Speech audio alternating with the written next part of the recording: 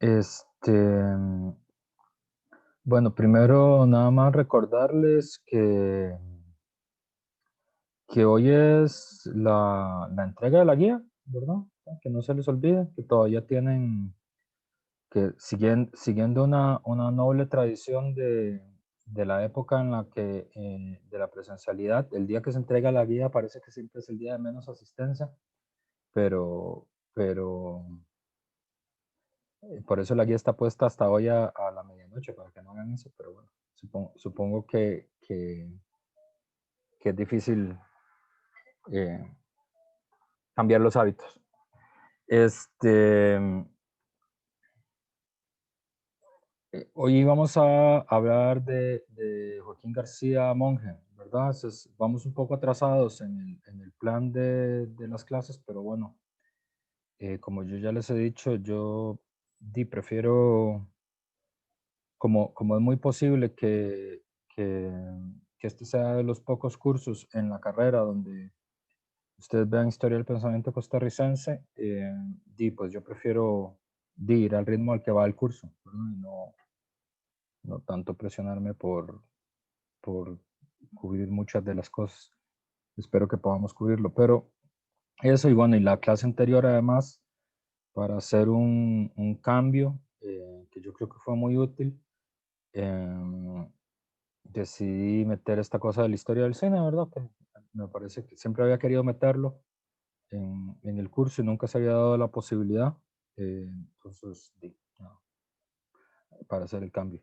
Em, entonces, voy a hablar de Joaquín García Monge por última vez y si me da chance, voy a empezar con Carmen Lira, que sería ya lo que sigue, ¿verdad? Que son los dos arialistas, ¿verdad?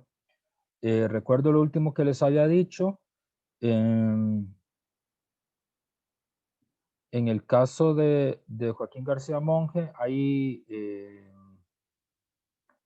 tal vez empiezo por el final, porque siempre como a veces hablo un poco más de la cuenta, no, no termino de redondear la idea. Entonces voy a hoy a redondear la idea de primero, luego vamos a seguir, que es, ¿cuál es? Vamos a ver al final en la última diapositiva del curso. En el caso de Joaquín García Monge, eh, hay una cosa muy curiosa que es la siguiente, les cuento ya al final de la peli, por eso es que nunca me tienen que invitar al cine, que es, él nace en 1888 y muere en 1958, ¿verdad? Entre 1942 y 1955 es el periodo, que es un periodo de 13 años, de mayor violencia política en el país. Eh, Convencionalmente, por una operación de la memoria, nosotros, bueno, quienes saben de la guerra civil, saben que existió una guerra civil en el año 48 y poco más, ¿verdad? Y la interpretación oficial es que fue una guerra chiquita donde casi no hubo violencia, ¿verdad? Eh, y convencionalmente, si uno le pregunta, la guerra duró 2 meses, ¿verdad? De marzo y abril de 1948. Este, y obviamente eso contrasta con países de que tuvieron guerras civiles de larga duración, ¿verdad? Como Nicaragua, como El Salvador, como Guatemala. Em, pero esto es una operación de la memoria, ¿verdad? Porque en realidad, lejos de ver el asunto como si fuera puntos, ¿verdad? O sea, como una línea blanca donde hay un punto negro, que es la guerra del 48, en realidad lo tendríamos que ver como una montaña, ¿verdad? Es decir, hay un proceso de violencia política que arranca en el 42 con claridad, o sea, en los participantes de la guerra, ya desde el año 42 está claro, por lo menos desde el lado de José Figueres Ferrer y de los cortesistas auténticos, que la única forma de desplazar a Calderón Guardia y a la alianza con Calderón Guardia y su alianza con los comunistas del poder es por la vía de la fuerza, ¿verdad? Que no hay forma electoral de vencerlos. A partir de ahí está tomada la decisión, claramente. El pico de la violencia es en el año 48, eso sí, eso es correcto, pero la violencia no cesa hasta el año 55, más o menos, ¿verdad? Y la pacificación como tal, no se puede hablar de pacificación hasta el año 62, ¿verdad? En realidad, eh, las políticas de la memoria, digamos, de nuestro país, la forma en la que hemos construido nuestra memoria social, hace que nosotros no tengamos noción de esto, ¿verdad? Es decir, que en realidad la guerra está metida en un periodo largo, desde que inicia hasta que claramente termina de 20 años. ¿Qué tiene que ver todo esto con Joaquín García Monge? Joaquín García Monge, alrededor de Joaquín García Monge, en el año 1958, sucede una cosa muy curiosa, que es la primera vez que a través de una política que es la política de benemeritazgo de la patria,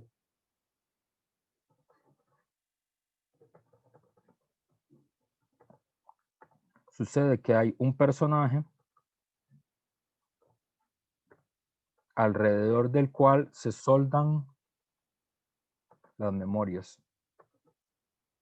Pero estas memorias son soldadas en forma de olvido patriótico.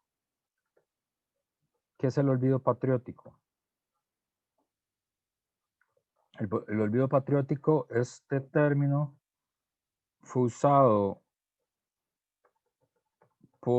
es una polémica que en Alemania hubo, esto es un concepto, el concepto del olvido patriótico.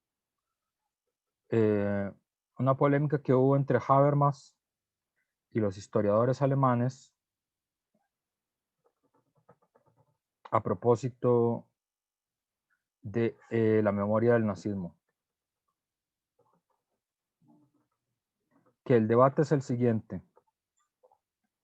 En países que han sufrido procesos largos de violencia política, por ejemplo Alemania con los nazis, pero también es aplicable, especialmente aplicable para América Latina, con dictaduras largas o con guerras civiles largas, la pregunta es, ¿qué es lo que hay que hacer con el pasado? ¿Verdad? Hay que recordarlo, hay que institucionalizarlo, hay que hablar de él, o justamente como es un pasado tan cargado de violencia, tan cargado de, de dolor social y político, lo que hay que hacer para construir una nueva patria es dejar de hablar de eso. Es decir, en función de construir una patria eh, para todos, digamos, la única forma en la que eso se puede hacer es dejar de hablar del pasado que nos divide. Y eso se llama la política de olvido patriótico, ¿verdad? Y es un debate que hubo, un debate público entre los historiadores y Habermas y eso.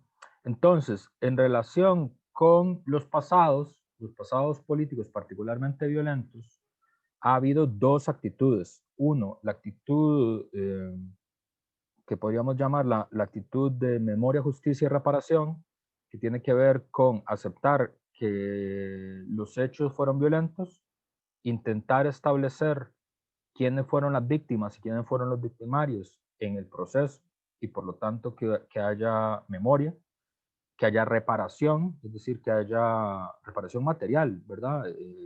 Indemnizaciones materiales, pero también que haya reparación simbólica, es decir, que se reconozca a las víctimas como víctimas, que se les reconozca como víctimas de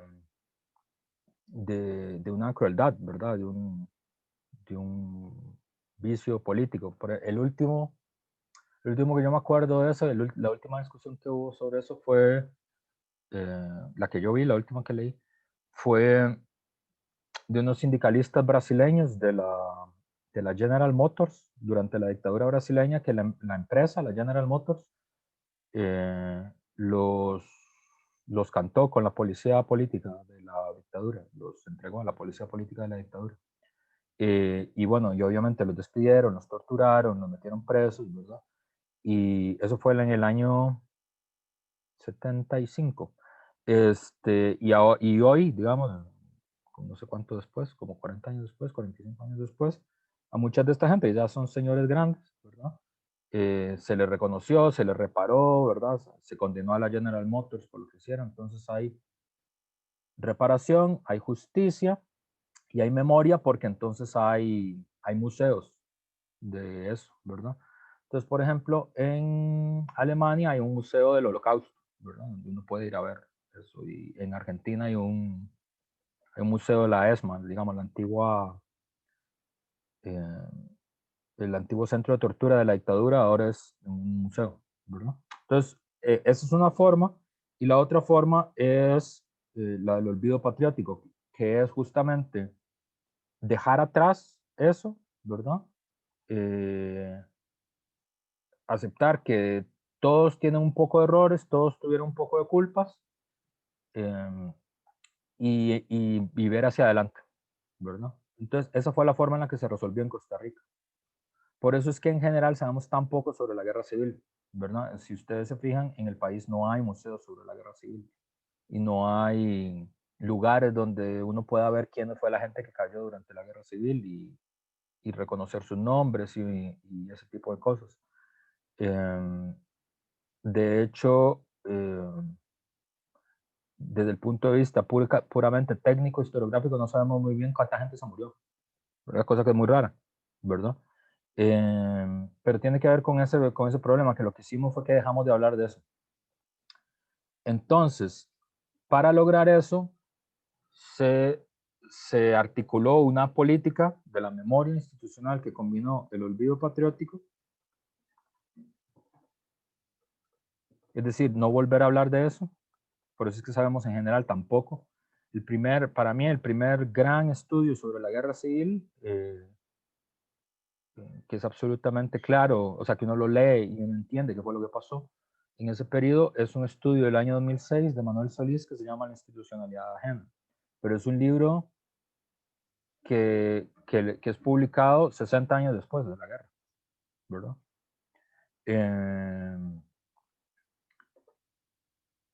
y también hay una tesis, que es la tesis, que esta es la que ustedes más conocen, la tesis de la corresponsabilidad.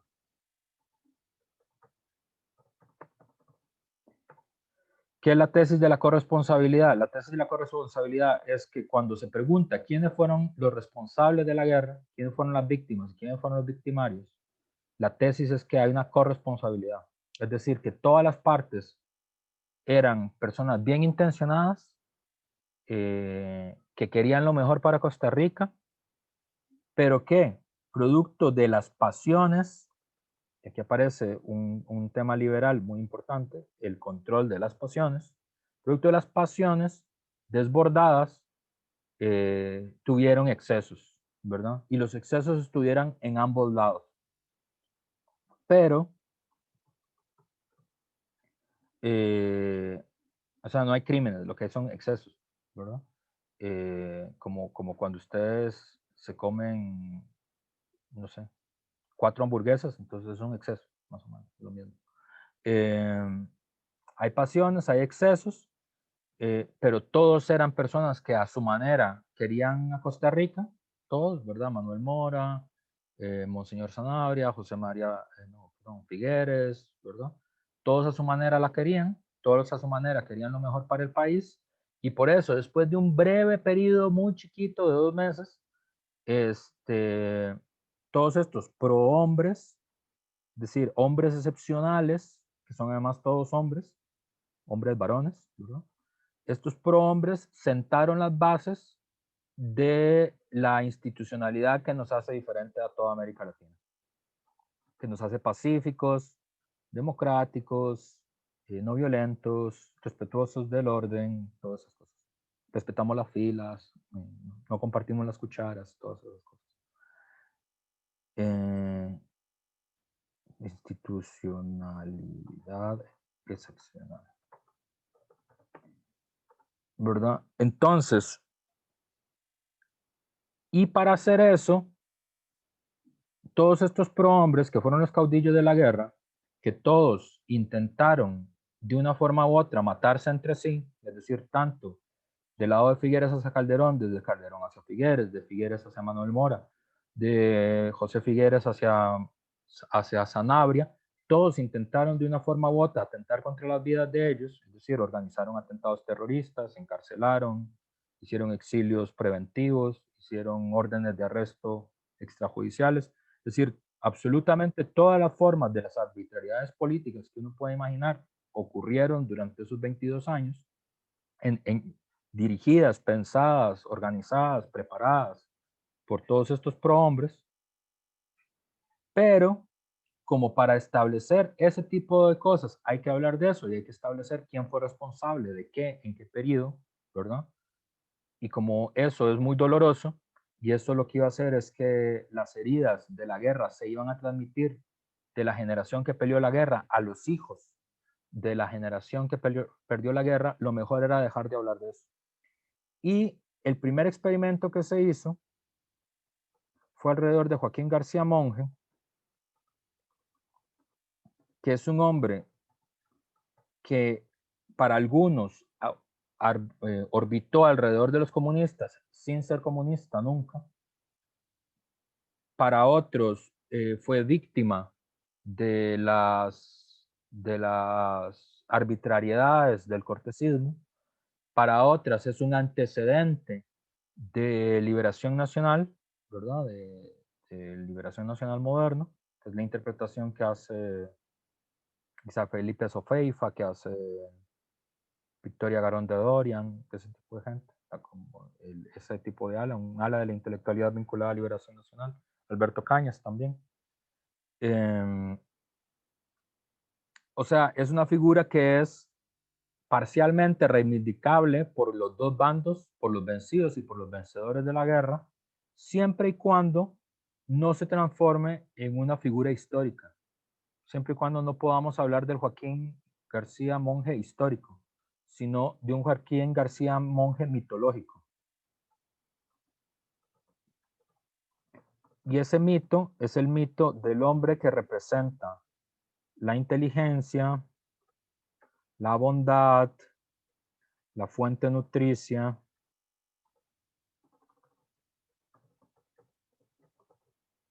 ¿qué más? La paz, ¿verdad? Curiosamente, es muy vacilón porque Joaquín García Monge es de los pocos prohombres que construyeron la institucionalidad costarricense, a la cual asociamos simultáneamente valores femeninos y valores masculinos, ¿verdad? A los caudillos de la guerra, a Manuel Mora, a José Figueres Ferrer, a Calderón Guardia, a Monseñor Sanabria, normalmente nosotros asociamos valores masculinos, valores que se asocian con la masculinidad, la valentía, el arrojo, el ser buen padre de familia, qué sé yo, el ser un vivo, ¿verdad? Ese tipo de valores son valores que normalmente se asocian con los valores masculinos, ¿verdad? Valores como la bondad, la fuente nutricia, la fuente de la vida, ¿verdad? El pan del ágape, ¿verdad? Que son formas en las que, bueno, también la docencia y el magisterio son las otras cosas que se asocian mucho a este señor. Que el magisterio durante mucho tiempo el magisterio curiosamente es una labor que tiene que ver con el maestro, con el magíster, ¿verdad? Que es una cosa que nosotros asociamos con los varones, pero el oficio de ser maestra es normalmente de las mujeres, ¿verdad? Es decir, las mujeres son mayoritarias siempre en el sistema educativo como profesoras, ¿verdad? Entonces, es de las pocas figuras que es una figura un poco que tiene, que es como un Jano, ¿verdad? Tiene los valores femeninos, los valores masculinos. Es una figura que no se le ubica a lo largo de la historia, sino que aparece como una figura que es como literalmente, él es físicamente, que es como una figura redondeada, ¿verdad? Sin esquinas, sin puntas, sin astillas, ¿verdad? Sin nada que pueda producir dolor. Y un poco evoca esta imagen como la imagen de la maternidad, que es el logo de la caja, ¿verdad? Ustedes lo han visto, ¿no?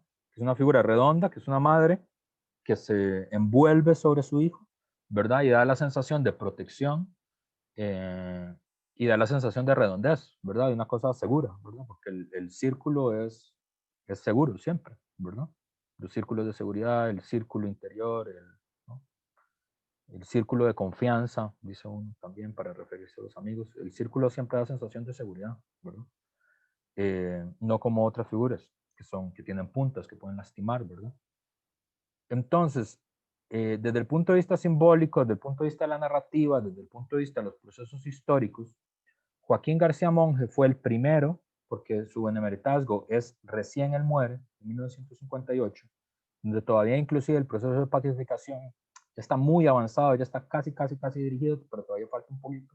Faltan 4 años para que ya claramente, eh, digamos, la pacificación sea un hecho en el país, ¿verdad? Pero aquí todavía 3 años antes había estado eh, la última sonada de los calderonistas, ¿verdad? La última vez que los calderonistas intentan ingresar por la vía de las armas a Costa Rica es en el año 55, apoyado por Somoza, que ahí hay un equilibrio, eso se detiene porque hay bueno, por Somoza, por Trujillo, por Carías, por varias de las dictaduras latinoamericanas. Eh, y el gobierno de Figueres recibe el apoyo de la OEA y de otros países, ¿no? Y hay una presión muy grande de Estados Unidos por estabilizar la zona, que recién había sufrido una crisis política por la caída del gobierno de Jacobo Arbenz. Este, entonces, a partir de aquí, este es el primer experimento y este probablemente el que salió mejor de construir la memoria social e ideológica de la segunda parte del siglo XX, ¿verdad? Por eso es que nosotros, la mayor parte de los relatos, ustedes pueden ver eso en los discursos de Carlos Alvarado, en los de Oscar Arias, en los de Henning Jensen, en los de Carlos Araya, en los de El sacerdote del pueblo, ustedes elijan cualquier figura de autoridad, tiende a colocar siempre como referentes obligados de la institucionalidad costarricense a Figueres, a Calderón, a Manuel Mora, a Monseñor Sanabria, y los coloca en el mismo plano siempre, ¿verdad? Como, como el proyecto que hizo Costa Rica diferente. Y el problema de que estos señores que nosotros consideramos que son la fuente nutricia, digamos, de los valores que podrían revivir a Costa Rica en medio de épocas de tribulación. Por ejemplo, ayer es muy, hablando de la actualidad, ¿verdad? Eh, para mí, la referencia es en medio de la crisis que está pasando el país y las movilizaciones y todo esto. Por ejemplo, las dos figuras públicas del Movimiento de Rescate Nacional, la retórica que usan es la retórica del figuerismo del año 48, ¿verdad? Es básicamente su retórica. O sea, como que en su mente están replicando lo que pasó en el 48. Entonces esas figuras siempre aparecen movilizadas en primer plano, ¿verdad? Y aparecen como equivalentes, ¿verdad? Cuando no lo fueron. Cuando de hecho el hecho es que todos guerrearon a muerte, uno contra el otro, ¿verdad? Entonces, ¿cómo fue que hicimos ese proceso en nuestra memoria social? Un proceso largo que implicó primero el olvido patriótico, dejar de hablar de eso. Por eso es que en general el tema de la violencia política es tan difícil de tratar para nosotros y siempre que hay violencia política, todo el mundo le parece que es la primera vez que hubo violencia política en la vida, ¿verdad? Es decir, hoy, digamos, muchas personas hoy pueden estar como impactadas o preocupadas o asustadas o contentas, qué sé yo, este, por el nivel de intensidad de la lucha política que hay en curso en el país, y piensan que es la primera vez que ha pasado y no es la primera vez que ha pasado, ¿verdad? Es decir, es una historia recurrente de crisis políticas en el país similares, ¿verdad? Lo que pasa es que dejamos de hablar de ellos, ¿verdad? Dejamos de hablar de ellas, porque hay un mecanismo que es, como en realidad Costa Rica es una familia, ¿verdad? Y cuando nos peleamos como si fuéramos hermanos, ¿verdad? De hecho, esa es la retórica que usó también el gobierno, y usó la mayoría de diputados usaron esa retórica, ¿verdad? Es decir, es, este país es un país de hermanos, ¿verdad? Y la violencia no puede seguir porque somos hermanos, ¿verdad? Y aunque haya habido violencia, lo que procede es dejar de hacerlo y reunirse como una familia a dialogar y dejar atrás esa violencia, ¿verdad? Es literalmente como cuando uno se pelea con el hermanillo, ¿no? Que uno dice, devuélveme mi camión. No, no se lo doy. Bueno, y aparece alguien, el Tata, que en este momento es la Iglesia Católica, que es el que juega ese papel, por lo visto. Hoy, digamos ayer, que dice, hey, no se peleen, ¿verdad? Todos somos hermanos, ¿verdad? Siéntense a hablar, ¿verdad? Como cuando el papá de uno le dice, hey, no se pelee con su hermano, siéntese y arréglense, ¿verdad? Entonces, la violencia política, que tiene que ver con otras cosas, tiene que ver con fuerzas sociales, con los intereses materiales de las fuerzas sociales, con los programas políticos que defienden esas personas, con las ideologías que tienen, no solo con lo que hacen, sino con lo que imaginan que están haciendo. Esa forma de analizar la vida social para nosotros es muy difícil, ¿no? Nos cuesta un montón intentar como pensar así las cosas, ¿verdad? Eh, y los códigos con los que nosotros nos enfrentamos a lo real, ¿verdad?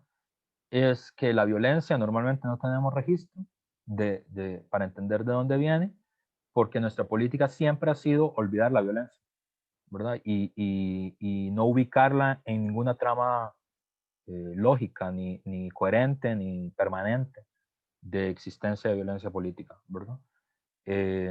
La tesis de la corresponsabilidad también nos hace muy difícil el análisis, porque entonces no sabemos cuál es nuestra herencia. Y si uno no sabe de dónde viene, es muy difícil que pueda entender hacia dónde va, ¿verdad? Es decir, si uno no puede distinguir en su pasado quién es la víctima y quién es el victimario, muy difícilmente va a poder ubicarse en hacia dónde quiere ir, ¿verdad? Eh, y además, eh, cualquier llamado al diálogo, por más paquete que sea, digamos, por usar el lenguaje popular, por más mal hecho que sea, por más irrelevante que sea, siempre se vuelve muy incómodo, ¿verdad? Porque si hay diálogo y hay llamado a diálogo, es un poco como cuando el Tata lo llama a uno y dice, hey, hay que sentarse a la mesa a hablar, ¿verdad? Y entonces uno no puede decir, no, no me siento, no quiero, ¿verdad? O sea, eso es como de niños malcriados. Entonces uno se sienta, ¿verdad? Pero el problema es que aquí no hay padre, no hay mesa y no hay hermanos, ¿verdad? Eso es diferente. Digamos, las fuerzas sociales pueden elegir determinar que el llamado al diálogo social es falso, no tiene garantías, no tiene posibilidades de éxito, digamos, que es en realidad un distractor, ¿verdad? Y uno no puede, es decir, rara vez uno piensa así en la familia, ¿verdad? Cuando el papá o el hermano o la mamá le dice a uno, hey, tenemos que hablar, uno no cree que es que está haciendo un distractor para ganar tiempo, ¿verdad? Normalmente es que tiene algo que decirle a uno, importante, hey, no sé, arregle el cuarto, no sé, limpie el patio, siempre tiene algo importante que decirle, ¿verdad? No está pensando en que tengo que ganar tiempo para recomponer políticamente las cosas. Eso no funciona así en las familias, ¿verdad? Pero sí funciona así en el Estado, ¿verdad? Entonces, ese problema es un problema que todavía hoy estamos lidiando con eso, pues eso no ha cambiado. Pero eso tiene un origen, no es que siempre hemos sido así, sino que la posguerra, después de un periodo muy largo de violencia política, que dejó muy agotadas las energías sociales, eh,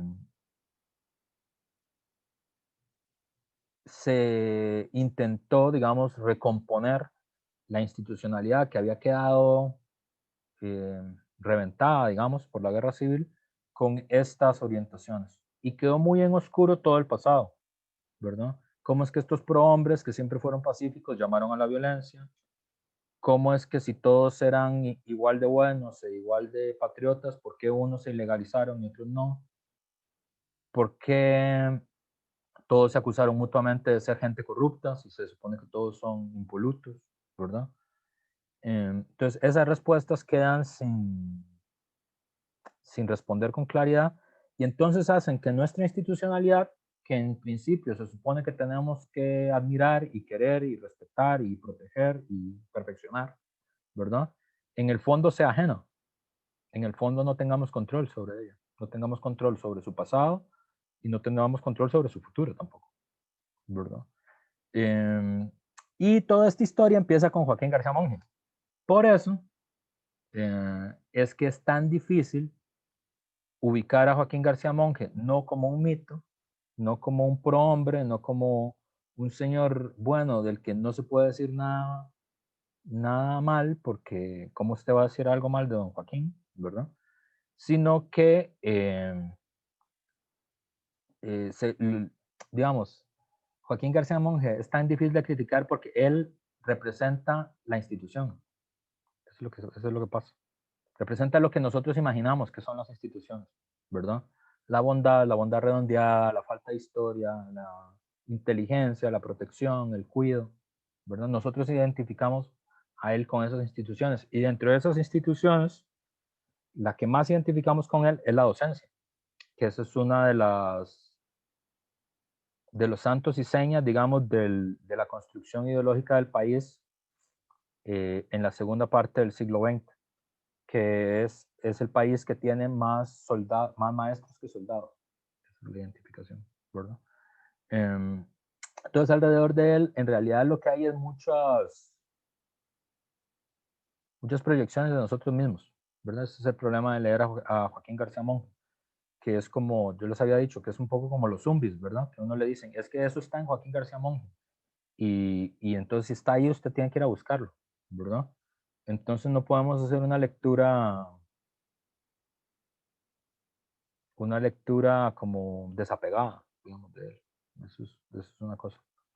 Em, ya había dicho que parte de él hay un elemento, digamos, aunque la interpretación de izquierda de Joaquín García Monge lo considera como un demócrata y un antiimperialista, eso es matizado.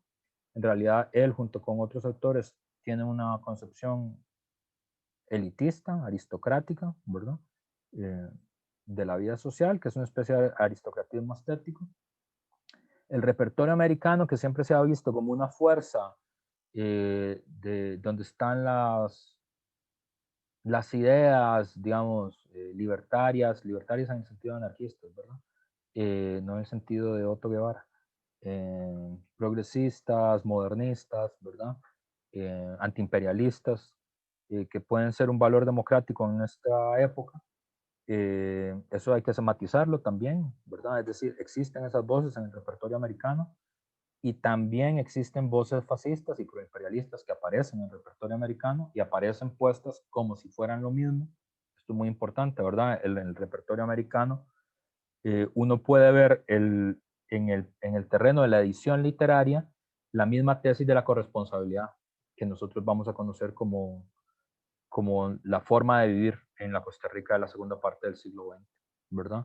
Es decir, así como nos han enseñado que pesa lo mismo Manuel Mora que José Figueres, yo no sé si ustedes vieron, no sé si ustedes ven noticias, probablemente no, porque nadie le da muchas ganas de ver noticias en esta época, pero hace poco, hace una semana, que yo dije, ese ejemplo se lo voy a poner a los estudiantes, pues es muy vacilón.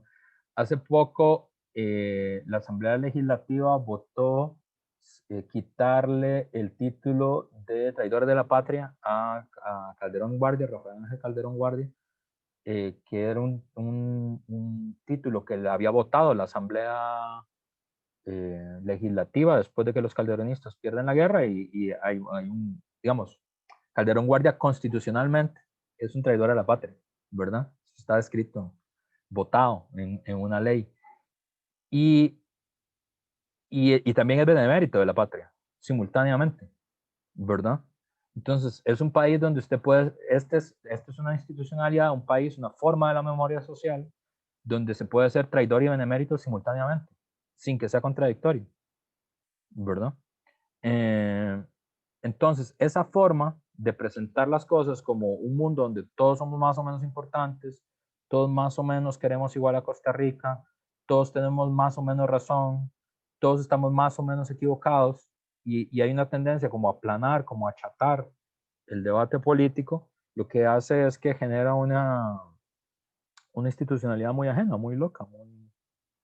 Ah, ves, ahí Andrés lo mandó. Muy bien, gracias Andrés. Ves, ahí está. Este, eh, o sea, no hay razón de por qué eso sea así, ¿verdad? Y sobre todo no hay capacidad de saber quién tiene razón y quién no. O sea, porque no puede ser. O se es benemérito de la patria o se es traidor de la patria. No puede ser las dos cosas, ¿verdad? O se es víctima o se es victimario. Uno no puede ser un poquito víctima o un poquito victimario. Hay alguien que hizo daño y hay alguien que recibió el daño, ¿verdad? Pero todo eso es muy difícil para nosotros, como razonar de esa forma, ¿verdad?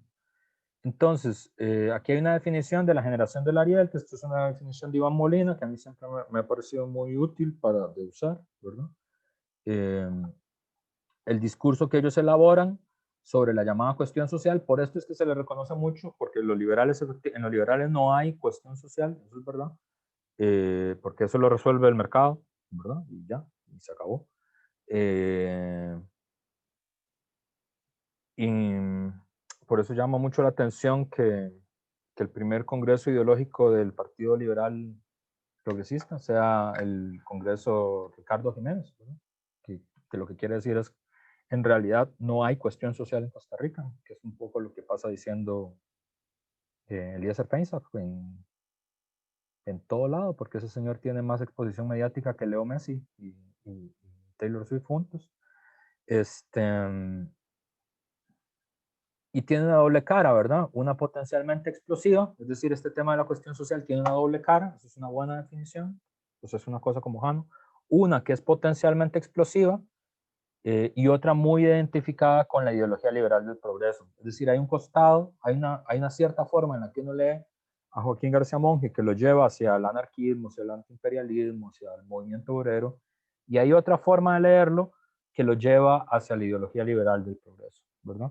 Es decir, hay todo un lado que se interpreta como subversivo, en el sentido que es una denuncia de la explotación laboral, al crecimiento de la pobreza, a las elecciones como una farsa, ¿verdad? Que eso es un tema muy interesante en la historia del país porque, y también habla como de estos problemas con la memoria social, porque uno puede encontrar tantos, casi igual, de referentes, de entender las campañas electorales como una farsa y de entender el país como un país de procedimientos electorales limpios, competitivos y ejemplares para toda América Latina. Esas dos cosas están colocadas simultáneamente, contrapesándose una a otra, ¿verdad? Es decir, el llamado a que en realidad la institucionalidad está podrida, las campañas electorales son fraudulentas y no hay forma de que el sistema electoral represente la verdadera voluntad de la gente, que eso fue, por ejemplo, lo que oímos en el 2018, sobre todo con una fracción de los seguidores de Fabricio Alvarado, ¿verdad? Que tenían este discurso. Pero ese discurso también lo tuvo Tom Solís en el año 2006, cuando pierde con Oscar Arias, ¿verdad? El discurso del fraude también está en el pacto que ganó en el 2018. Pero ustedes también lo pueden encontrar en el 2016. Y también lo pueden encontrar en Calderón, y también lo pueden encontrar en Figueres, y también lo pueden encontrar en Manuel Mora, y también lo van a encontrar en Joaquín García Monge, y lo van a encontrar en Mario Sancho. En todos van a encontrar una parte que habla de la campaña electoral como una farsa, como una falsa democracia, como un paripé, como un simulacro. Y otros discursos de las mismas personas que hablan de el país como la institucionalidad ejemplar, como los procedimientos democráticos absolutamente limpios, como los procedimientos democráticos que no solo son limpios, sino que son ejemplares en el mundo, no en Centroamérica, en el mundo. Y como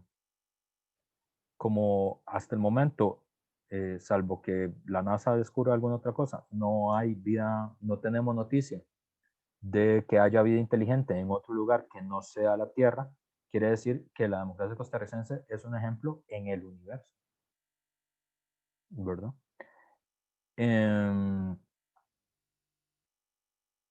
Pero están las dos cosas.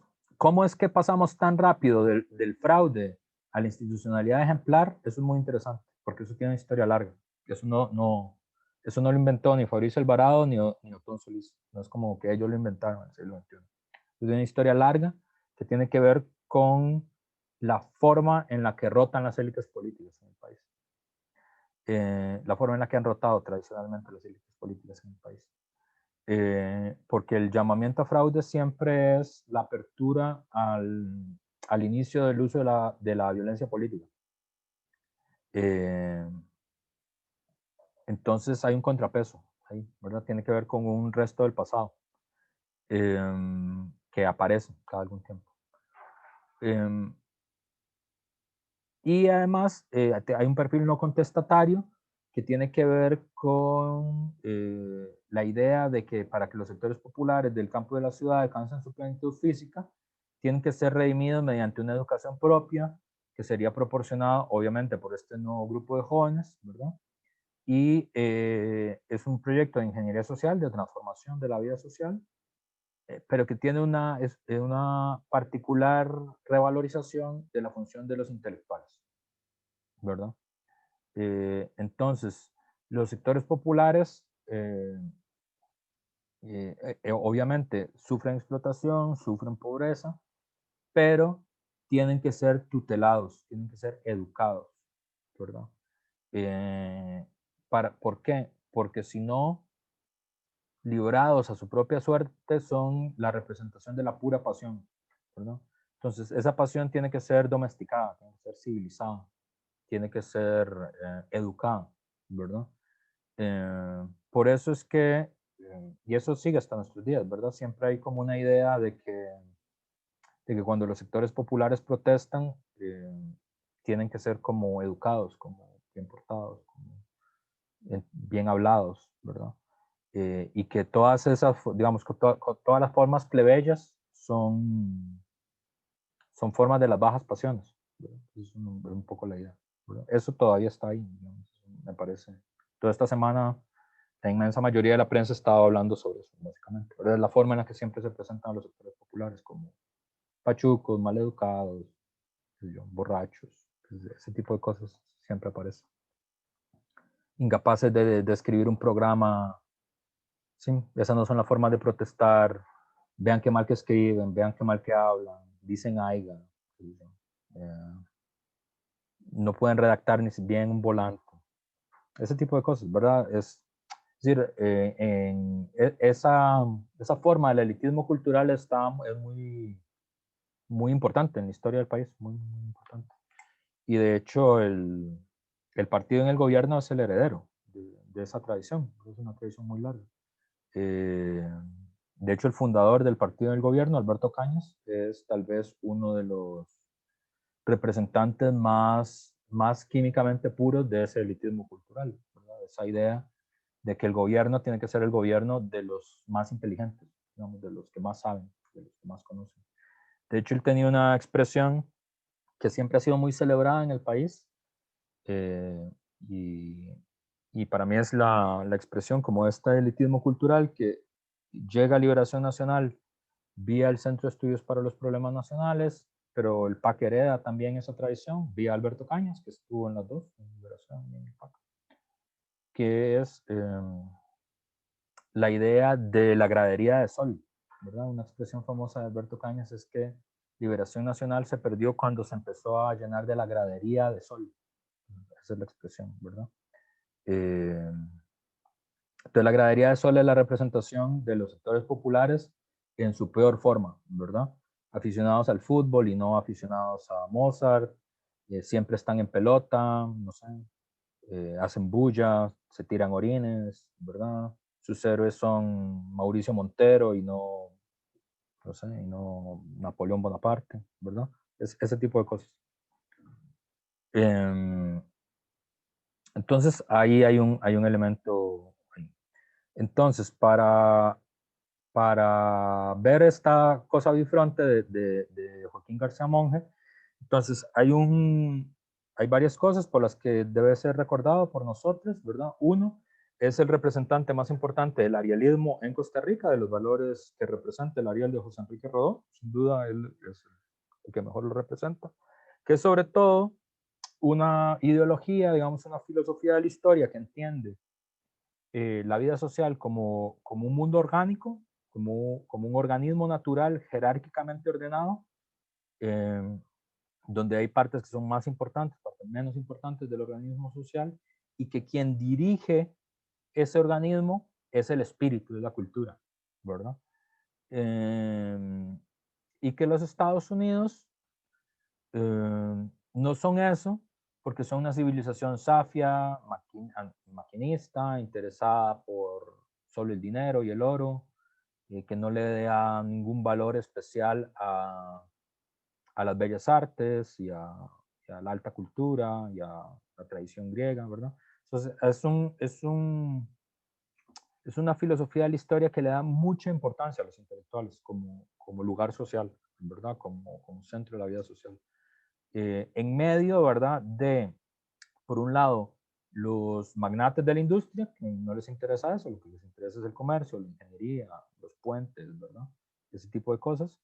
Y la vieja guardia liberal que tiene copados todos los espacios simbólicos, el periodismo, el gobierno, el parlamento, ¿verdad? Entonces, es un discurso que es muy funcional a una generación emergente de intelectuales que ocupa hacerse un espacio en la esfera pública entre eh, los magnates de la industria, los viejos positivistas, y ven la cuestión social una empatía real. No estoy diciendo que sea falsa, no es falsa.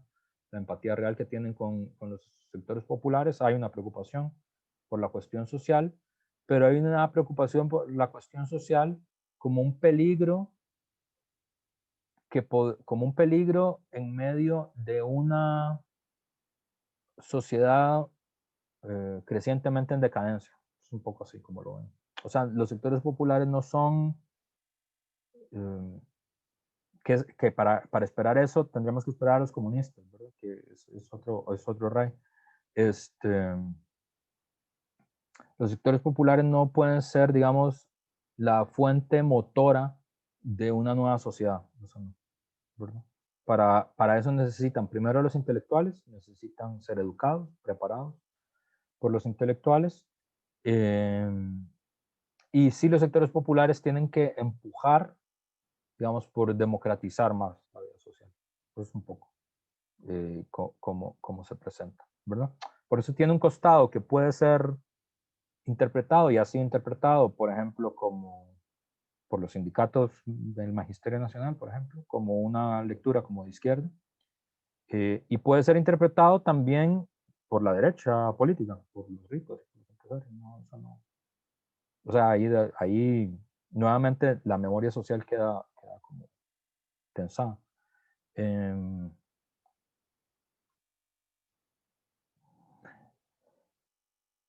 bueno, esto para nosotros es la representación de la intelectualidad y por eso en general, además la gente que somos universitarios y trabajamos con las palabras y con las letras y que nuestro trabajo básicamente es leer, escribir y explicar qué es lo que leímos y qué es lo que escribimos, nos cuesta mucho tener una relación con él porque es como la representación de la intelectualidad, ¿verdad?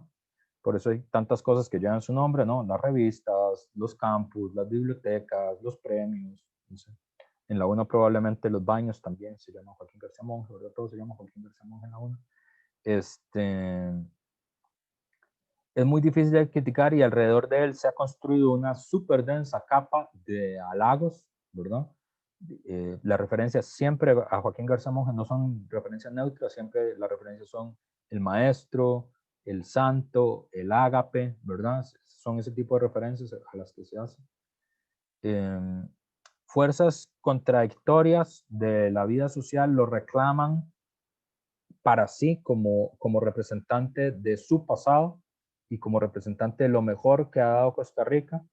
Por ejemplo, no se los voy a leer porque ya vamos un poco tarde, pero yo los poemas, a mí me gusta la poesía, la buena y la mala, porque siempre me parece muy representativa de qué es lo que quiere transmitir la gente. A mí Isaac Felipe Paso Fefa no me gusta mucho como poeta, no está de cerca de ser mis poetas favoritos, pero tiene un poema sobre Joaquín García Monge. Y un poco la interpretación de Isaac Felipe Sofeifa fue un intelectual liberacionista, o sea, está en el bando de los vencedores de la guerra. Eh, y es una figura importante en el mundo intelectual de la segunda parte del siglo XX. Ya en el siglo XXI no es un referente tan importante. Pero en la segunda parte del siglo XX sí lo es. Y un poco Isaac Felipe Sofeifa coloca, como Joaquín García Monge muere en el año 58, lo coloca como una especie de antecedente del Che Guevara, de la Revolución Cubana, ¿verdad? Y Victoria Garrón de Dorian, la madre de Eduardo Dorian Garrón, que fue el directivo de la Caja, del MEP, del ICE, ¿verdad? Y muchas personas además le atribuyen la crisis del MEP, la Caja y el ICE. Él está cuando es niño, hay una memoria de Victoria Garrón de Dorian. Cuando él es niño, su madre, que es vicepresidenta de la República en ese momento, lo lleva al entierro de Joaquín García Monge, y lo lleva porque Joaquín García Monge es el maestro, ¿verdad? Y ella quiere como que su hijo guarde el recuerdo del maestro en la tumba, ¿verdad? Es como un momento simbólicamente muy cargado de la vida, ¿verdad? Es decir, inclusive un personaje que nosotros ubicaríamos, digamos, dentro de las fuerzas como neoliberales de finales de inicio del siglo XXI, ¿verdad? Pues es un hombre que gravita alrededor de José María Figueres, de Oscar Arias, ¿verdad? Del ala dominante de Liberación Nacional hoy, ¿verdad? Ve en Joaquín García Monge su pasado, su propio pasado. Entonces, tanto los sindicatos docentes como los jerarcas del ICE y de la Caja ven en Joaquín García Monge lo mejor de sí mismos y el origen de su pasado. Fíjense que aquí esto es muy interesante porque todavía en el año 2008, esto es una cosa de Claxo, que compilaron Montserrat Zagot y David Díaz, que es una antología del pensamiento crítico costarricense, ¿verdad? Eh, y, y, bueno, ahí está, ¿verdad? Pues, lo pueden buscar. Dentro de la selección que hacen Zagot y Díaz, bueno, hay varios ahí ustedes pueden ver, estos no son todos, hay varios bastante más, es un libro muy largo, un libro como 300, 400 páginas, pero eligen dentro de los textos de Joaquín García Monge, que es ante el Monumento Nacional, que es un texto que va a cumplir 100 años, de hecho el próximo año, que él lo leyó cuando se cumplieron 100 años de la independencia de Costa Rica, cualquier cosa que eso signifique con precisión. Y es muy vacilón porque ese discurso se publicó luego en el repertorio americano y en las últimas décadas del siglo XX, es decir, ya en nuestra época, ¿verdad? A finales de los 90, inicios del siglo XXI, todavía, por ejemplo, en las movilizaciones contra la aprobación del Tratado de Libre Comercio, fue presentado como un referente de los discursos antiimperialistas, ¿verdad? Eh, y así fue leído, y de hecho así fue como yo conocí la primera vez que leí el discurso, fue en esa clave, ¿verdad? Como digamos, como un momento que habría que recuperar para evitar que se aprobara el Tratado de Libre Comercio y como un representante de las ideologías antiimperialistas, digamos, del país. Pero en 1995, por ejemplo, la Cámara de Industrias utilizó un extracto de este discurso para promover un consenso político que favoreciera las puestas en práctica de las políticas económicas consideradas neoliberales por algunos. En 1999, Miguel Ángel Rodríguez invocó el texto para impulsar el proyecto de modernización del Instituto Costarricense de Electricidad, o sea, el COMBO. Y bueno, y esto que les dije, en 2006-2007 fue recuperado por los opositores al Tratado de Libre Comercio. Entonces, un poco todas las fuerzas políticas, inclusive las que están fuertemente, violentamente enfrentadas una con otra, reclaman para sí a Joaquín García Monge. En ese sentido, es una especie como de, o sea, no hay un Joaquín García Monge histórico, al final. Lo que hay es una especie de significante flotante, ¿verdad? Joaquín García Monge no es el Joaquín García Monge histórico, sino que es el nombre propio de la patria, es la idea, de lo mejor que tiene la patria. Y obviamente uno quiere que lo mejor que tiene la patria esté del lado de uno no quiere que esté del lado de los otros, ¿verdad?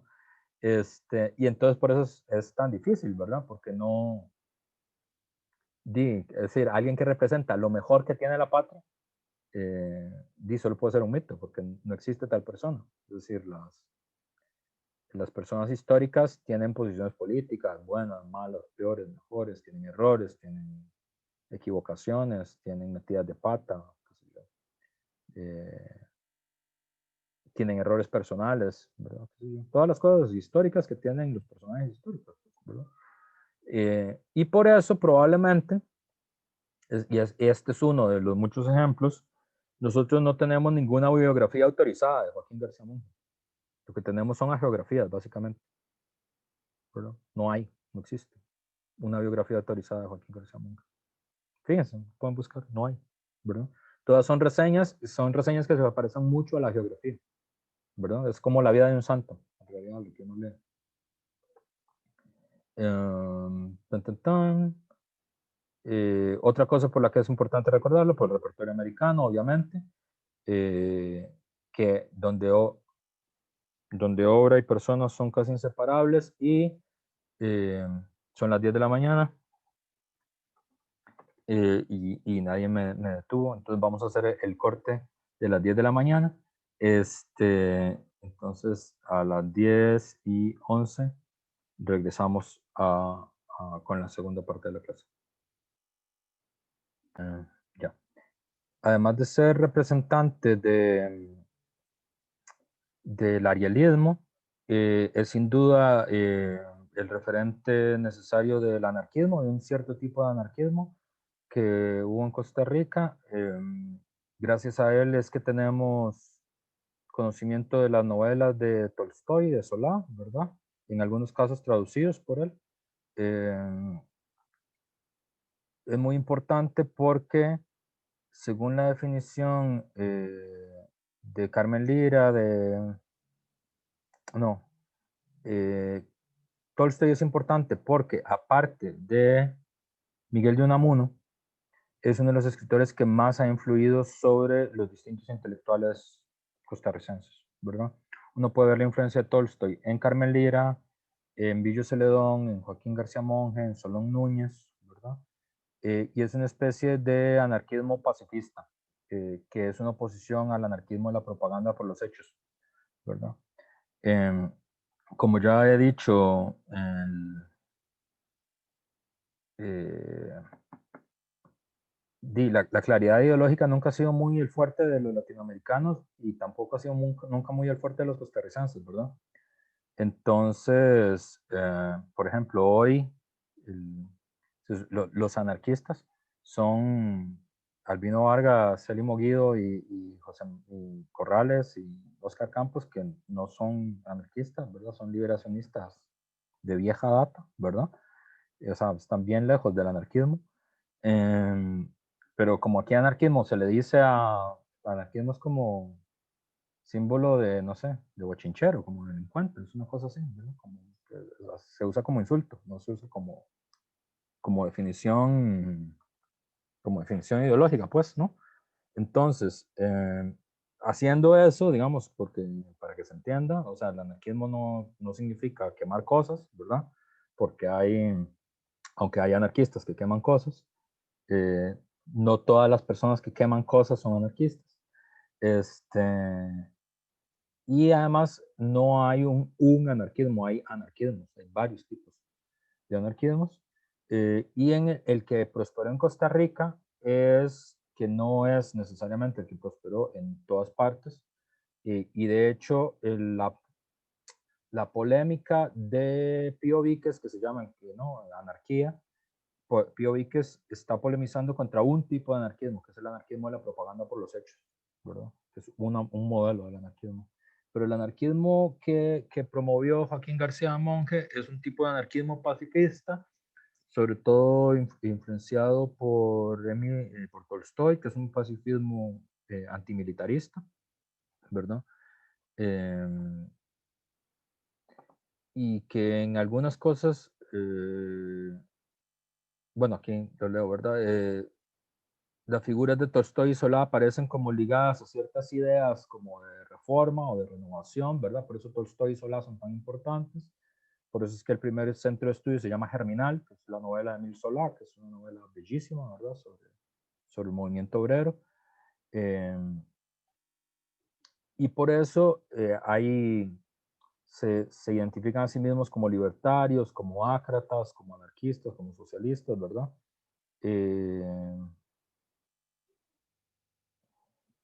Y parece que fue en Chile que vino la influencia de Solá, de Joaquín García Monge. Eh, este es un, un fragmento de la muerte de Tolstoy en la prensa costarricense, ¿verdad? Dice, era una criatura que vivía emocionada en la superficie del espacio y del tiempo y su pensamiento giraba como una mariposa loca alrededor de una llama. El mejor guía de la juventud inquieta de Costa Rica en aquellos días era José Enrique Rodó con su Ariel y sus motivos de proteo. Por aquel tiempo, mi sed de justicia sabía aplicarse con el gesto misericordioso del obispo de los miserables, quien ofrece al ladrón para defenderlo sus candelabros de plata cuando los gendarmes lo traen ante el bondadoso prelado con los cubiertos que Jean Valjean había robado. Este gesto del personaje de Víctor Hugo se entendía muy bien dentro de mi conciencia, que entonces, con la no resistencia al mal de Tolstoy y con la rebeldía de los personajes de Solá. Es un fragmento de los relatos escogidos de Carmen Lira, ¿verdad? Que se pueden ver también en este artículo, La muerte de Tolstoy en la prensa costarricense. Tolstoy muere en 1908. Entonces, este es el universo cultural de ellos, ¿verdad? Solá, Víctor Hugo, eh, el Ariel de José Enrique Rodó, ¿verdad? Ese es el universo cultural ideológico. El anarquismo tolstoyano, que es el que defiende Joaquín García Monge, básicamente consiste en en una vida sencilla y ascética, simple, ¿verdad? Es una forma de vivir, ¿verdad? Vegetariana, eso es otra cosa importante, ¿verdad? No está en contra de comer animales. No fumadora, sin alcohol, esto es muy importante, en esto van a participar tanto Joaquín García Monge como Carmen Lira, ¿verdad? Que van a considerar el alcohol como una de las formas de las bajas costumbres plebeyas, ¿verdad? Que hay que domeñar, ¿verdad? Que hay que evitar. Eh, en algunos casos tiene que ver con el celibato, ¿verdad? Es muy vacilón porque ¿dónde se ve eso? En el lenguaje de las mariposas se ve eso, como en las novelas españolas de los años 20, ¿verdad? Hay como un estereotipo, digamos, del maestro anarquista en las novelas y en la cinematografía española, ¿verdad? Que es un señor que lleva una vida sencilla, ascética, en un pueblo que se va a vivir al campo, porque es donde están los más pobres, pero además la vida en el campo es la vida real, no la vida en las ciudades. Eh, y que además pasa hablando mal del cura del pueblo todo el día. No fuma, no toma, no va a la iglesia, no se casa, pero tiene una sola pareja en su vida y esa es la pareja que le es fiel siempre, ¿verdad? Y esa es como, como la ética, digamos, anarquista del periodo, ¿verdad?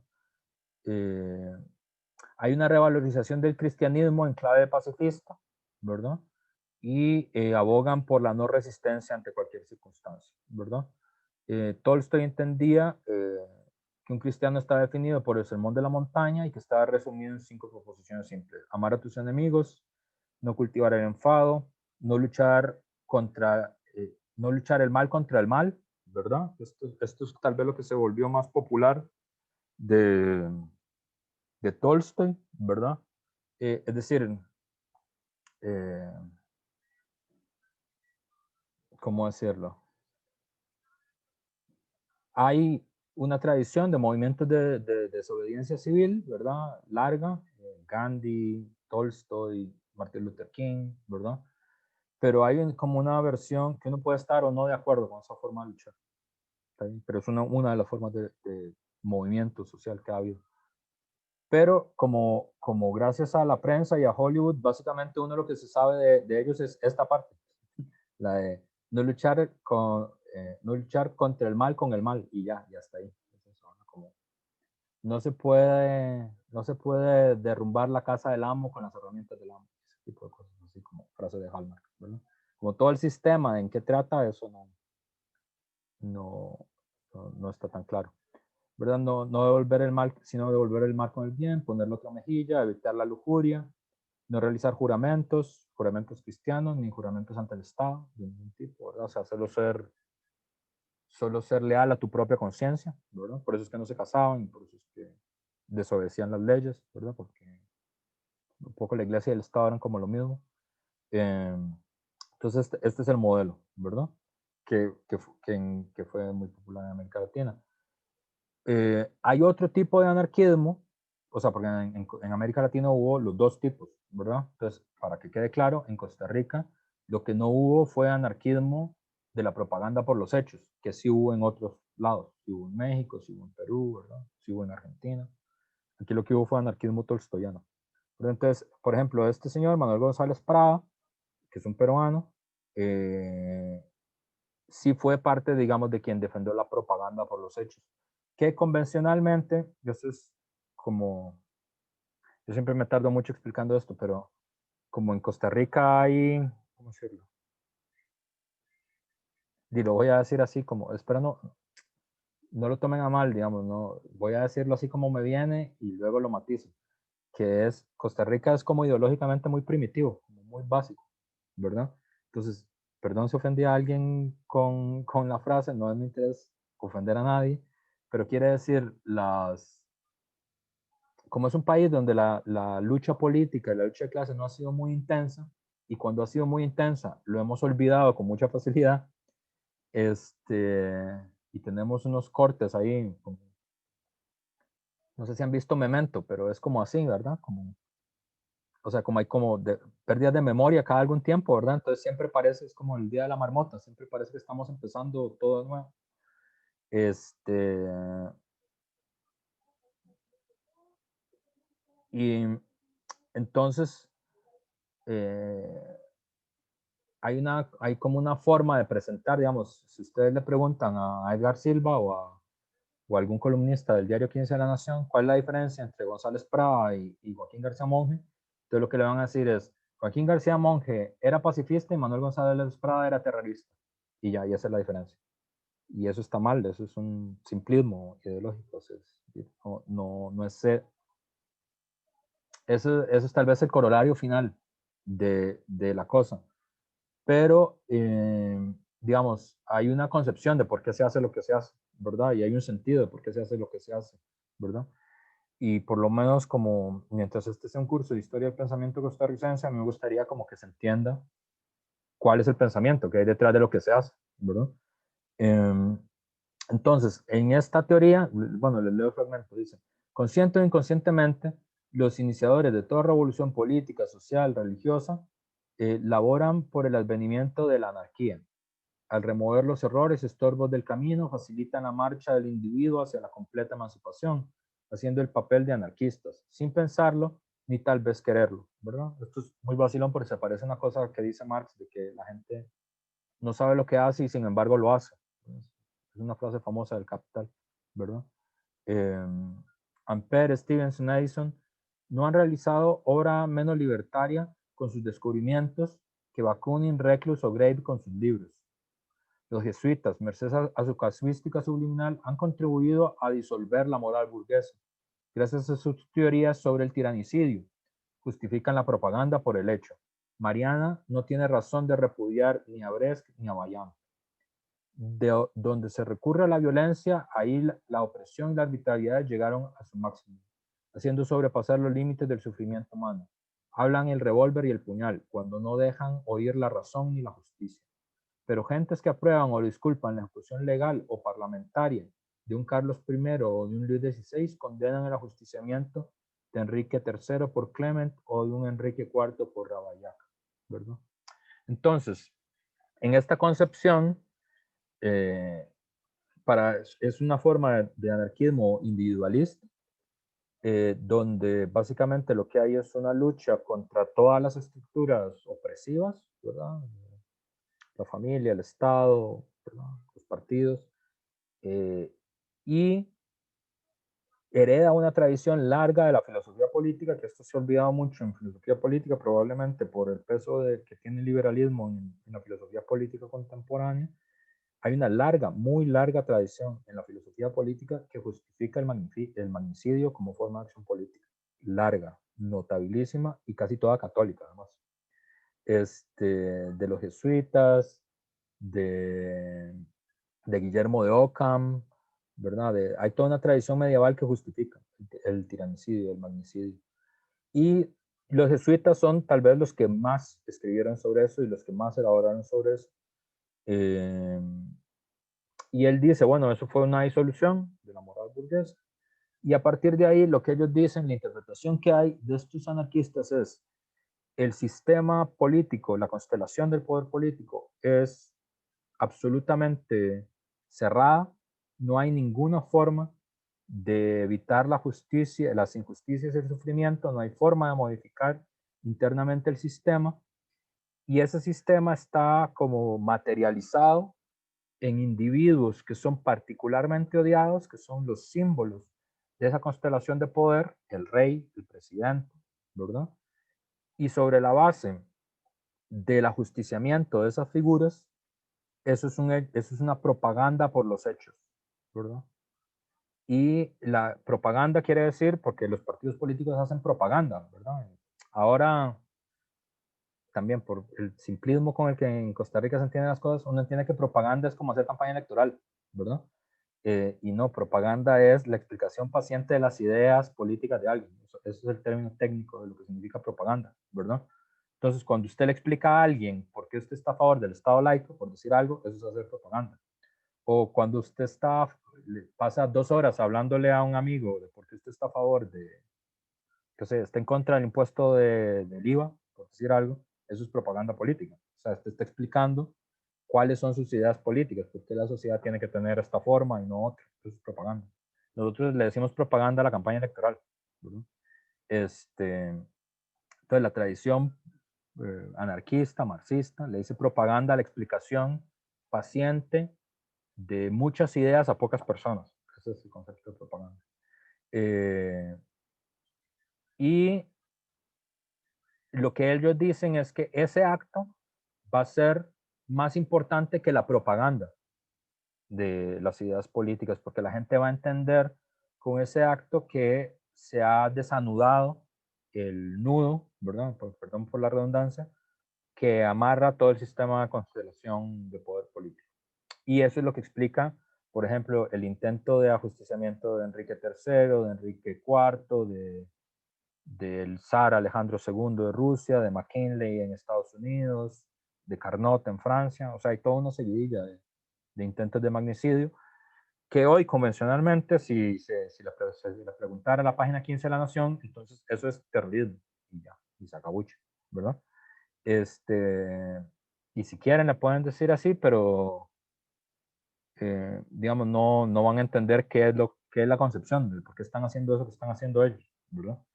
Eh, Porque, aunque no lo crean, no todos los terroristas son iguales, ni todos quieren lo mismo, ni todos tienen los mismos objetivos políticos, ¿verdad?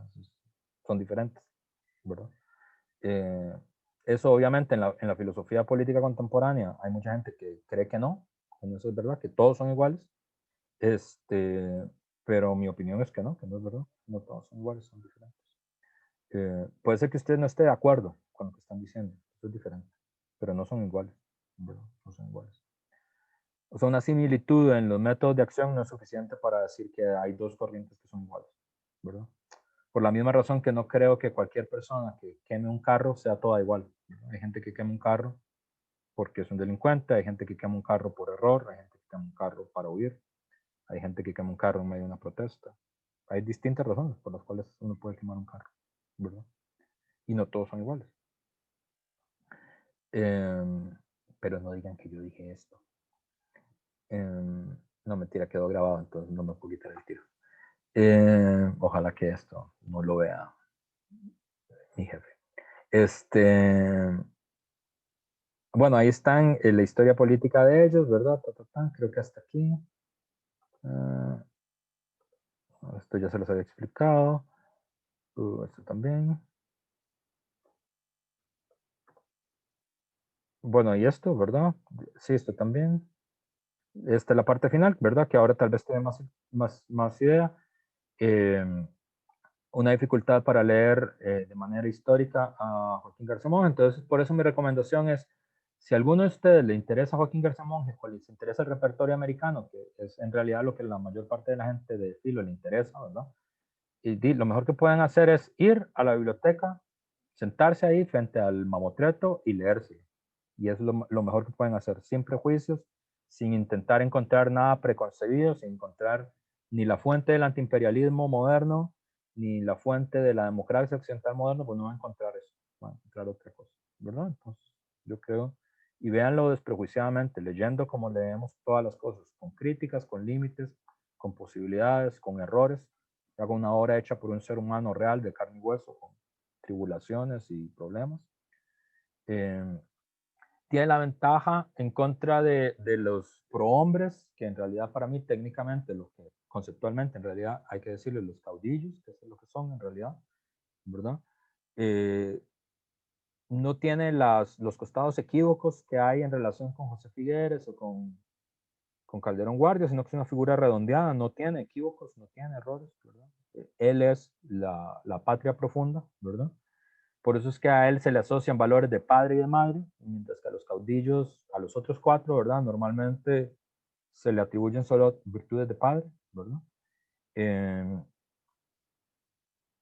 él se mezclan próceres, fuentes nutricias, cumple una función que yo entiendo muy importante, que creo que ahora podríamos tener una experiencia desde el punto de vista intelectual similar. Joaquín García Monge vive en una época, aquí se los puse acá, ¿verdad? Tal vez lo puse demasiado pasado. Es una época que a la única época que a mí se me ocurre compararla es la época que estamos viviendo actualmente, hoy. ¿Verdad? Es una época de mucha crisis, es una época de crisis civilizatoria, es decir, que daba la sensación de que la civilización como tal se estaba desplomando, ¿verdad? Porque es la Primera Guerra Mundial, es el triunfo del bolchevismo, luego es el triunfo del fascismo en Italia, en Costa Rica es el triunfo del tinoquismo durante 2 años, luego la caída del tinoquismo y luego la abolición de la constituyente que hizo el tinoquismo y luego el perdón de los tinoquistas y luego esto no se los dije, pero se los voy a volver a decir porque a mí me parece muy importante. Luego el primer ejemplo, porque por las cosas que sí somos ejemplo y valdría la pena que fuéramos ejemplo, nunca lo recordamos, cuando Costa Rica se transformó en el primer ejemplo de un país que no pagó la deuda odiosa que le heredó una dictadura, porque el país se negó a pagar la deuda que tenía con el Royal Bank de Canadá y que tenía con los bancos ingleses por dinero que había comprado Tinoco para comprar armas y para financiar su propia riqueza y eso, y el país decidió no pagar esa deuda y declarar la deuda odiosa. ¿verdad? Gente que no era de izquierda, nada, eran los gobernantes de la época, ¿verdad? Entonces, digamos, para las cosas que también, que es un ejemplo mundial, porque hay pocos países que han hecho esto. Rusia, Haití, Irak, bueno, Estados Unidos, después de que se independizó, eh, y así. Entonces, para esas cosas vale la pena. Eh, y, eh, ¿Y qué pasó con esa deuda? No la pagamos. Y ya. Se fue a un laudo a Estados Unidos a una negociación. Y Taft decidió que no, que era deuda odiosa. Ese es un concepto que no es, o sea, en América Latina por la campaña, o sea, en América Latina como es el último continente neoliberal del cosmos, entonces todo lo que signifique no pagar la deuda suena como de comunista trasnochado y así, ¿verdad? Y eso, pero eso, eso es una invención de un economista ruso que salió de Rusia después de que los bolcheviques tomaron el poder, que se llama Alexander Sack, y que fue el que construyó el concepto este de la deuda odiosa. De hecho, el último país que alegó eso fue Irak, ¿verdad? Que se negó a pagar las deudas que había contraído Saddam Hussein cuando estaba en el poder. Y bueno, no, mentira, digo más. Irak y también Ecuador, solo el mismo argumento para no pagar la deuda, ¿verdad? No pagar un pedazo de la deuda, la parte que consideró odiosa, ¿verdad? Pero es una cosa que se hacía antes y Estados Unidos antes lo hacía, de hecho él lo hizo también. Pero el problema es que ahora casi todas las deudas de América Latina son con Estados Unidos, entonces ya creo que no le parece tan buena idea ahora.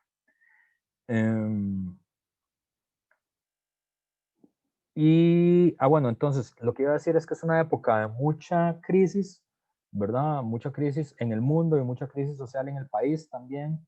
Es una época de mucha violencia política también en el país, ¿verdad? Eh, hay dos muertes que son muy relevantes en la vida de Joaquín García Montt, porque son muy violentas, son muy dramáticas, ¿verdad? La muerte de Marcelino García Flamenco, del profesor, y de Fernando Güell, Ricardo Fernández Güell, que son dos opositores políticos al tinoquismo, que son ajusticiados, son perseguidos y son ajusticiados, que son amigos de él además. Entonces, es una época que parece que el mundo se está cayendo a pedazos, ¿verdad? Y en esa época hay figuras que cumplen como el valor de llenar vacíos metafísicos, ¿verdad? Como de llenar ese vacío que da la sensación de orden que tiene el mundo, ¿verdad? Cuando hay procesos de crisis social y política muy intensos, que parece que el mundo se cae a pedazos, eh, hay una necesidad de orden, digamos, de que las cosas tengan sentido de alguna forma, ¿verdad? Y, y digamos, porque los seres humanos, en tanto que animales, somos seres locos, dice Castoriadis, en el sentido de seres imaginativos, ¿no? Seres que ocupan un universo simbólico coherente. Entonces, nada más aceptar que haya cosas que no tengan sentido es muy difícil para nosotros. Digamos, no, hay algo como profundo en nuestra estructura, no sé, mental, que no nos permite hacer eso. Eh, entonces juega eso y jugó ese papel para mucha de la intelectualidad latinoamericana, por eso es que tenía tanta estima de la intelectualidad latinoamericana, ayudó a llenar ese vacío como de sentido, y por lo tanto se construyó una figura que inmoviliza, porque lo coloca a uno siempre como una jerarquía infantil, ¿verdad? Uno siempre está infantilizado frente a Joaquín García Monge. Y ya con su muerte, que es una muerte que además eh, lo, lo hace que desaparezca el repertorio americano, lo lanza a la divinidad, un poco, a su mito, ¿verdad? Y crea esta figura sin fisuras que es la que nosotros conocemos, ¿verdad? Entonces, creo que hasta aquí llegaría. Sí, hasta aquí llega. Muy bien. Y todavía me da un chance de... Hoy voy a toda máquina, pero es porque voy un poco atrasado. Si hay alguna duda, me detienen, ¿no? Si voy muy rápido, demasiado rápido para ustedes, entonces porfa me dicen para repetir o lo que sea. La otra gran figura de esta misma generación es Carmen Lira, pero Carmen Lira ya es otra historia, hace parte de ese grupo, hace parte de esa primera generación, hace parte de Germinal, hace parte de la celebración del primero de mayo. Es una figura muy interesante, es una figura que merecería una serie de Netflix si tuviéramos capacidad de hacer ese tipo de cosas. Pero antes de hablar de Carmen Lira, hay un último detalle que está en los cuentos, que yo he hablado poco de los cuentos y están dentro de los textos que ustedes se tienen que leer. Y fíjense que hablando de estas dobles, de este carácter como bifronte que tiene Joaquín García Monge, y en eso él es un poco el que mejor representa esa generación, ¿verdad? La generación de Lira, de él, de Camardengo, de Villo Celedón, de toda esta gente, de Solón Núñez. En los cuentos, ¿qué es lo que logra ver uno? Que es muy interesante. A mí el cuento que me parece filosóficamente más interesante de él es este que se llama La mala sombra, ¿verdad? Porque en él, La mala sombra es el nombre de un cuento, pero también es el nombre de un concepto filosófico. Aquí también tendríamos que utilizar la idea del concepto metáfora, ¿verdad? Que usamos para entender el Ariel, ¿verdad? De una figura literaria, una figura de la literatura que salta al mundo de los conceptos, ¿verdad? Como el Ariel y el Calibán.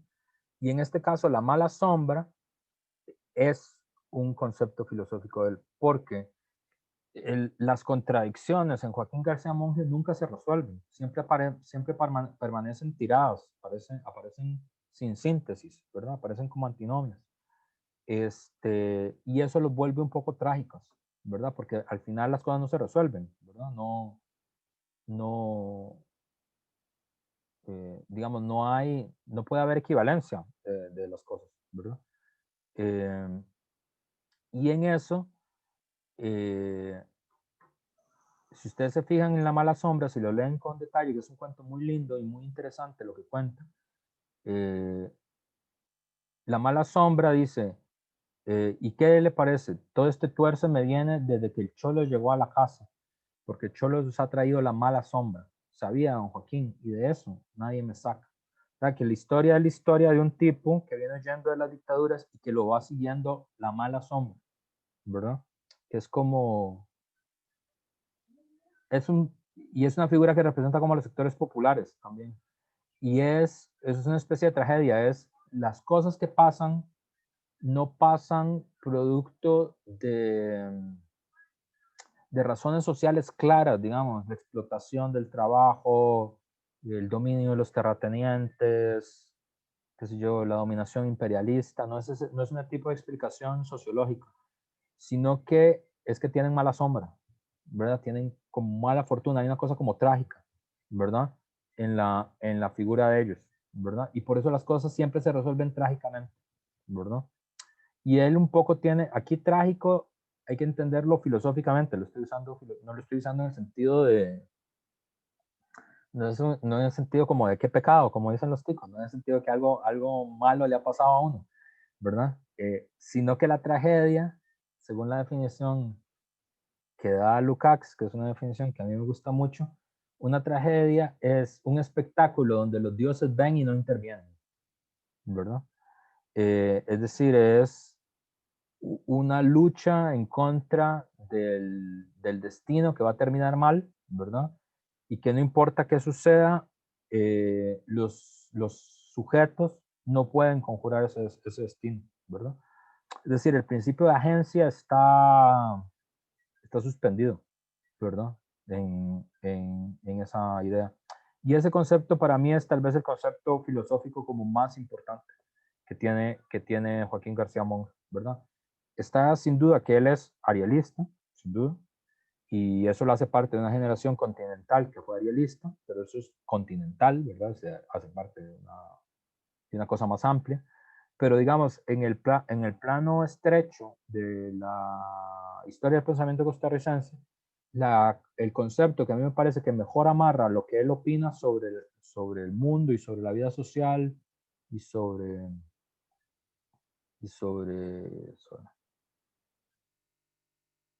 ¿quién dio esa definición de tragedia?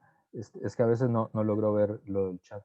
La definición de tragedia que dije es la definición de Lukács, de Gregory Lukács. O George Lucas, o no sé. Nadie sabe cómo se pronuncia porque está en maya. Entonces, cualquiera de las formas en las que lo diga probablemente está mal. Pero se escribe Lucks. Es húngaro, entonces eso siempre me hace gracia, porque yo nunca he sabido.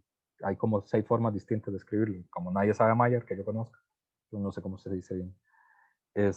Maya es el idioma que se habla en Hungría. Entonces, a mí me parece que este concepto es el que es central en él. O sea, como el que anuda su visión sobre cómo el mundo es, sobre cómo están organizadas las cosas, es esta idea, la de la mala sombra. Entonces, vamos a ver a Carmen Lira, que es su compañera de generación, con igual estatura, es otra de estas figuras que uno asocia con la inteligencia, ¿verdad? O sea, en pedagogía es una figura muy importante en la historia del país. Es una figura que ahora ocupa un universo simbólico muy importante en nuestro país. De hecho, está en los billetes, ¿verdad? No sé, de 10,000, 20,000, no sé en cuál está, en el rojo. Y bueno, vive entre 1887 y muere en 1949. Es un personaje súper interesante desde el punto de vista de su historia personal, del pensamiento, de la forma en la que nosotros lo recibimos. La forma ideológica en la que nosotros hemos recibido a Carmen Lira es el lugar que juega la abuela, ¿verdad? En nuestras vidas, ¿verdad? Es como sí, la abuelita, ¿verdad? Como una señora buena que nos protege, que está fuera de toda maldad, ¿verdad? Y es porque nosotros la asociamos sobre todo a lo que podría ser la forma más tradicional, ¿verdad? Más institucional del folclore, que son los cuentos de mi tía Panchita, ¿verdad? Es decir, que como un poco la forma en la que quedó redondeado el folclore costarricense es esa, ¿verdad? Son cuentos infantiles, son los cuentos infantiles de Costa Rica, es decir, simbólicamente juegan el mismo papel que juega Tom Sawyer o que juega Huckleberry Finn en la literatura estadounidense, ¿verdad? O los Grimm en la europea. Eh, eh, Contribuye a la construcción, digamos, de los ideologemas vinculados al labriego sencillo, ¿verdad? Porque Tío Conejo es parte de los labriegos sencillos, pero Tío Conejo es como vivo, ¿verdad? Tiene como esa cosa, ¿verdad? Es como es un vivo, es un guapo, dicen en Cuba, ¿verdad? Es decir, no solo es la... O sea, es un tipo sencillo, es un tipo de pueblo, no es un tipo rico, es un animal, ¿verdad? O sea, es una caricatura de la vida real de los seres humanos. Es parte de lo que se llaman las pequeñas historias, según la definición de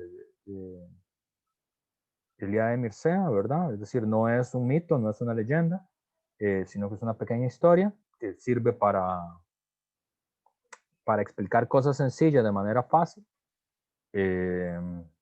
lo que hace parte del folclore, pero no es cualquier tipo de campesino, ¿verdad? Es un vivo, ¿verdad? Es como ingenioso y siempre su ingenio lo termina salvando, ¿verdad? Algún estudiante en alguna vez en estos cursos me preguntó si hay figuras que uno podría considerar parte de la figura del pícaro español. Y yo no estoy muy seguro, siempre esa es una de las dudas que siempre he tenido. Creo que algunas novelas de José León Sánchez puede ser que sí representen como el pícaro. y lo más parecido que hay, pero tampoco me animo a decirlo como claramente, es Tío Conejo.